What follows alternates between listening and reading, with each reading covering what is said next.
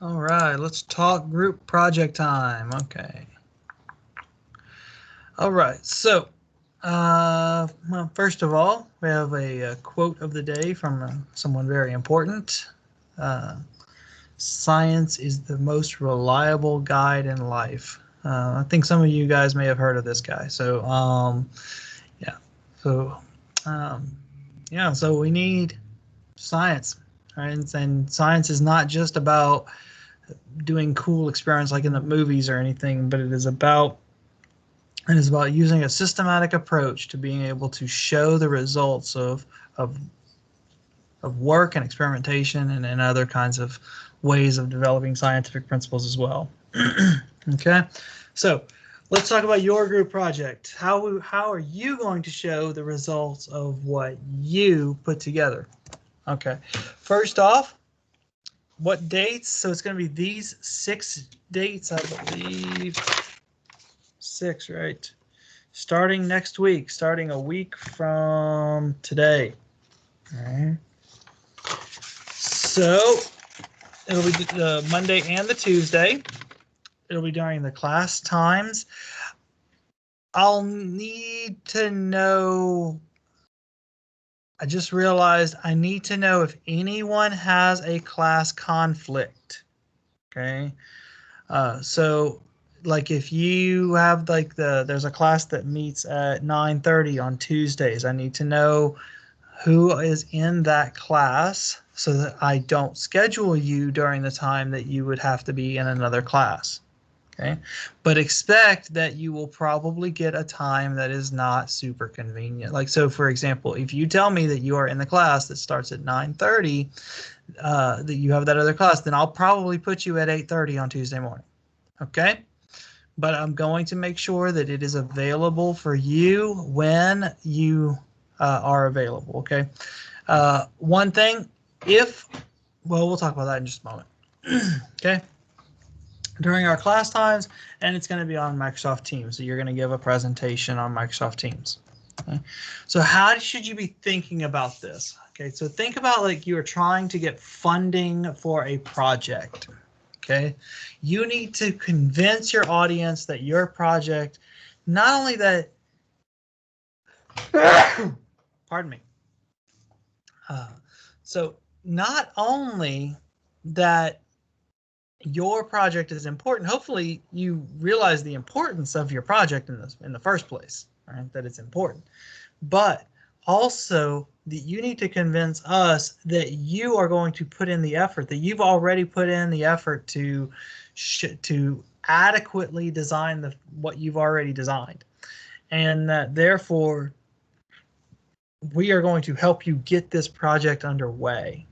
Okay, so if you imagine who is your audience, imagine that the first report was seen by the information technology people, the IT department of a potential client. So they know the technological stuff. They understand, a little bit programming, computers, and stuff like that. So they kind of looked at your design and they said, okay, we want to hear more from these guys. So now they've invited you back to a business meeting. They've invited you to come and give your presentation on what you've done to the IT folks again, as well as other stakeholders, managers, investors, other shareholders. And so now, so you need to understand that your entire audience isn't necessarily technical people. Okay, they're also wanting to make sure that they want to make sure that they're going to be able to use the system that you're creating. Okay.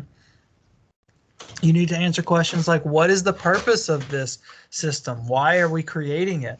How will you achieve your goal? How will you go about making this system as it is now? Now remember, you are not expected to have a fully functional working system at this meeting.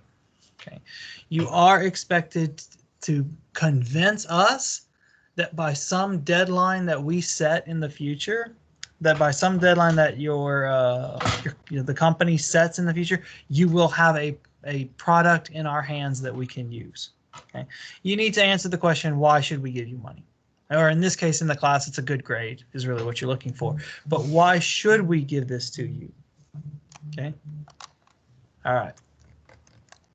So some technical things of what you want to talk about during this presentation is you want to show us what were your findings when you did your fact-finding techniques. What fact-finding techniques did you use?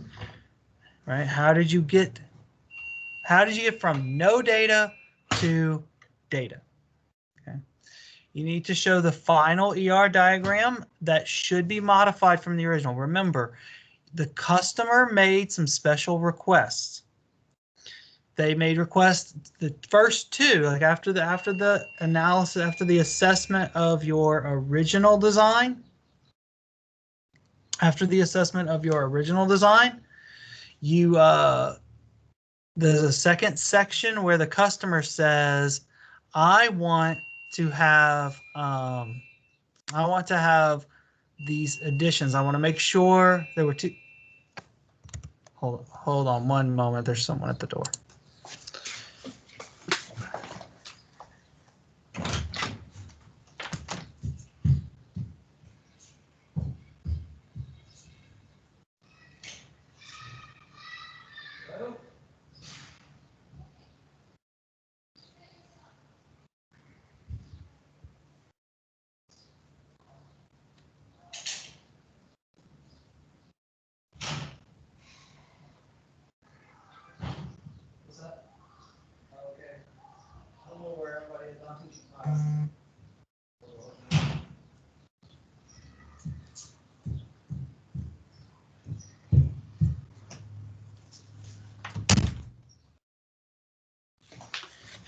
Okay.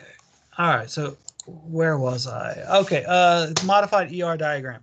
So those two main requests that we want to make sure that in the final version we can do this and we can do that. Both of those should result in some type of modification to your ER diagram. I was very careful to make sure that it wasn't like some major modification, but you probably will need to add a table, you'll need to add a column, you'll need to change the nature of a relationship. Some difference will have to be made. And that's in addition to any fixes to your original ER diagram that you might need to make because of the assessment section. Okay. Those other two down there are not part of the assessment. The assessment, if there was anything that I said, I don't think that's right on your ER diagram. All right. If there's anything that I said about that, that needs to be fixed or addressed. I will keep a note of all the comments that I made, and anything that's not addressed, anything that's not fixed or addressed in some way, you won't get credit for having us gone through that. Okay. So I'm going to keep a list of those, fix those, address those.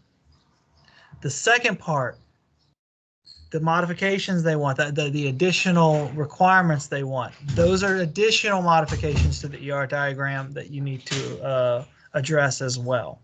Okay, and then there's the 5 queries that I talked about, the 5 queries that are requested by the customer.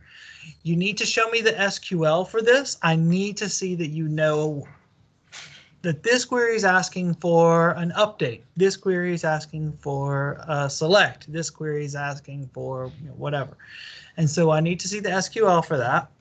And we need to know that you've thought about how a user can access and which users can have access to it. A little bit of security type stuff, okay? So this does not mean that you have to have a working user interface that accesses the queries. Some groups have. That's great. But this is not a user interface class. This is not the purpose of this class. This course is not about teaching you how to create a user interface to interact with a database. This purpose of this course is to teach you how to understand the workings of a database. But it does stand to reason. It is important that you understand that your database will be used by a user, right? And not through SQL queries. I have never written an SQL query to access Amazon. Okay, I've never written an SQL query to access my Gmail. Okay, there's a reason for that. Google, Amazon, Getty, eBay, Hepsiburada, all these guys, they don't want us to have to know SQL in order to access the data that they hold on to, right? Okay. So again, I don't need you to create a working user interface. The part of the queries part is which users can have access to it, how can a user access it, is just saying, have you thought through what type of screen might be necessary in order to get access to that database, in order to run that query to get access to that data? Okay. Just as an example, I've had groups before that have created their screens through Microsoft Paint, and that's fine. That's perfectly fine, right? It's not working. It's not a workable user interface.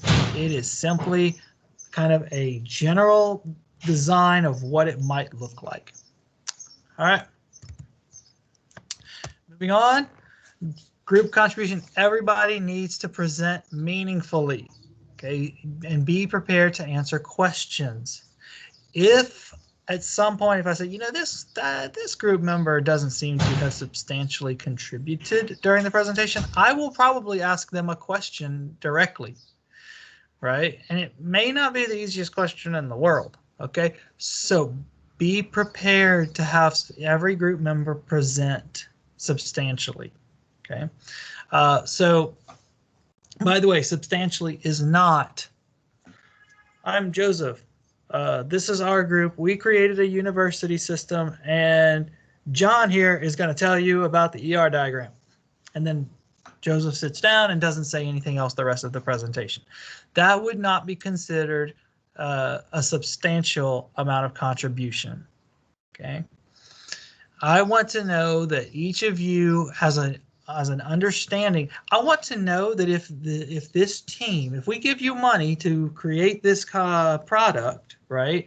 I want to know that if any of those team members were to find another job somewhere else and were to leave the team, or if they were to, hopefully not, but if they were to get COVID and be stuck in a hospital for a month, I would need to know that the rest of the team could still work and get this product done.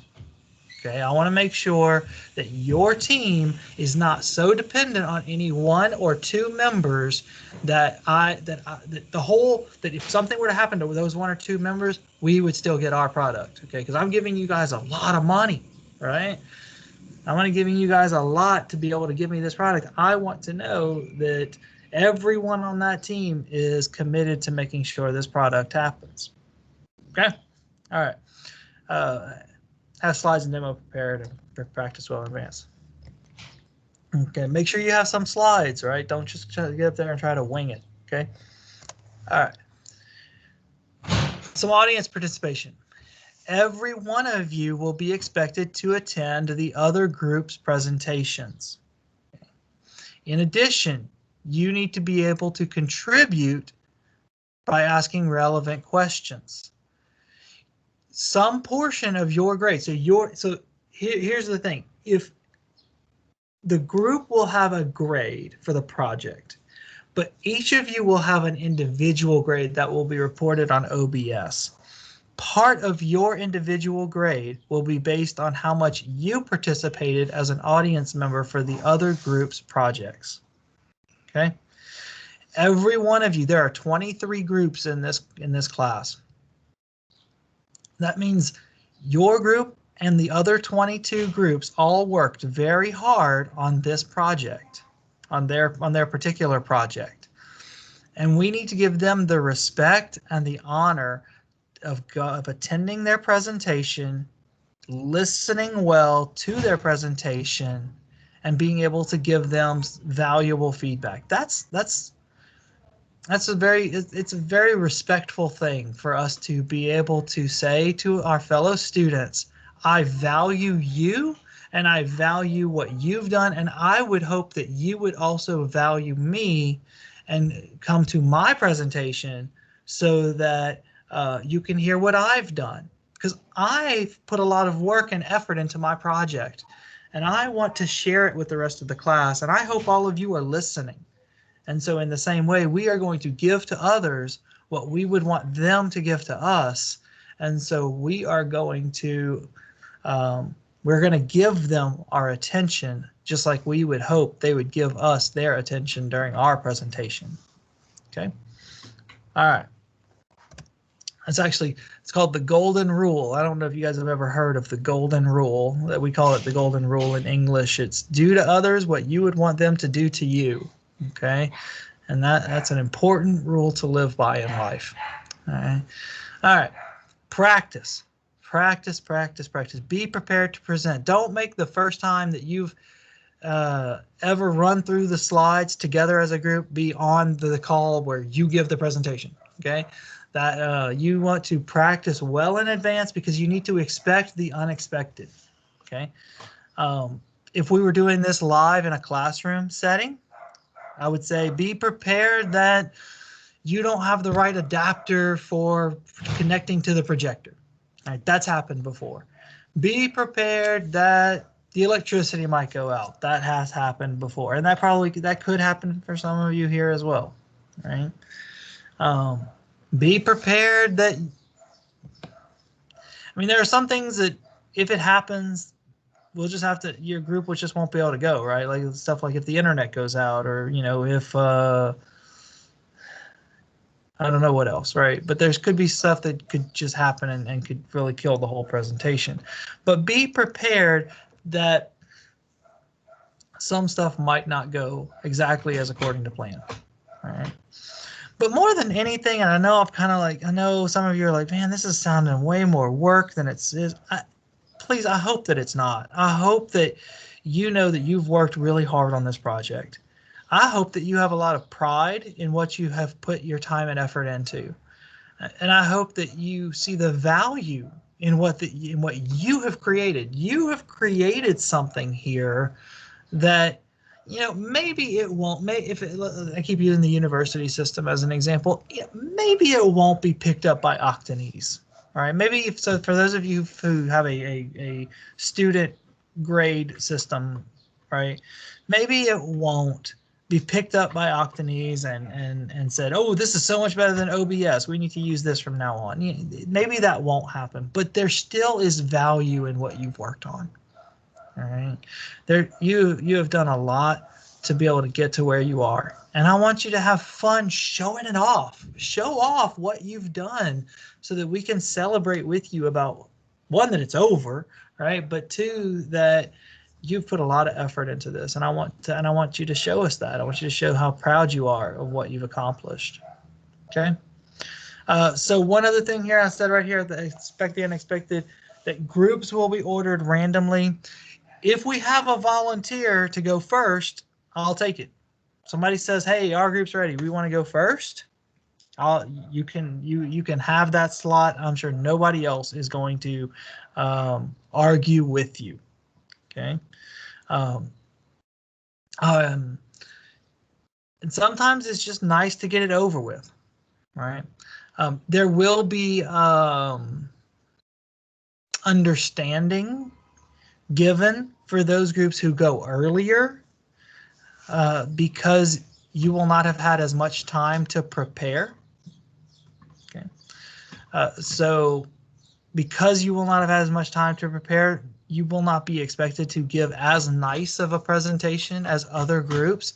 If you go last, you will be expected to have, because you will have had the most time to prepare, your presentation will have the most expected from it. Okay.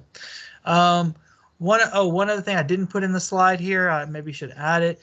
Because of the way that it works out, we have 4 hours each week to deal with, and we need to fit 8 groups into those 4 hours. So I can't give you more than 30 minutes. Okay.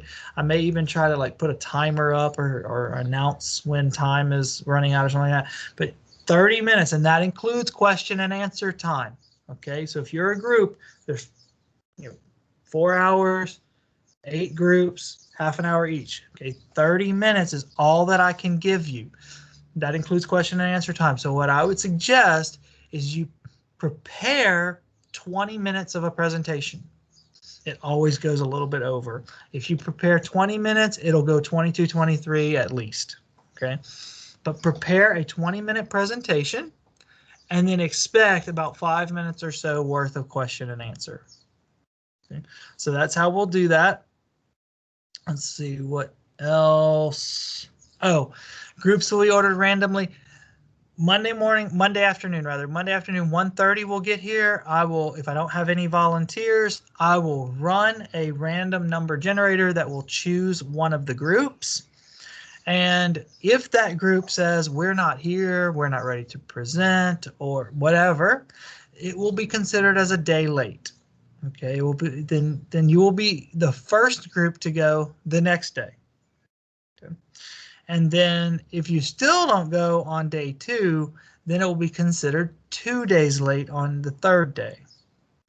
And according to the syllabus, if you don't submit something by the 3rd day, then it won't be accepted at all. Okay, so I want to make sure that's put out there. All right, that you're not caught off guard by that. So be ready. Everyone needs to be ready. You might be chosen to present on day 1. All right, so, and you won't know until day 1 gets here. So make sure you're ready. Okay. All right. Are there any questions related to this before we dismiss? I should probably keep it up.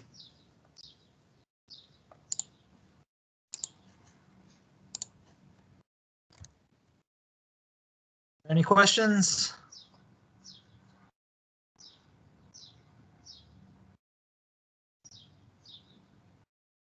No. Okay, well, thank you guys again. So we will finish off tomorrow morning. We will finish off physical design. And then, that's correct, Fatih Furkan, that exactly. You don't have to have a working system. You just need to show that you've kind of thought through how one might interact with it. Okay. A few people, I've had a couple of groups have messaged me about how do we connect to an MySQL database? I don't know PHP. I can't do. Don't learn PHP between now and next Monday. All right. That's not what this class is about. All right. But I do want to know, did you think about, hey, I'll need some code that connects to the database, and then once that connection is made, this SQL script will need to run in order to make a certain thing happen. All right. Yeah, or I understand that. I understand that. All right. Any other questions?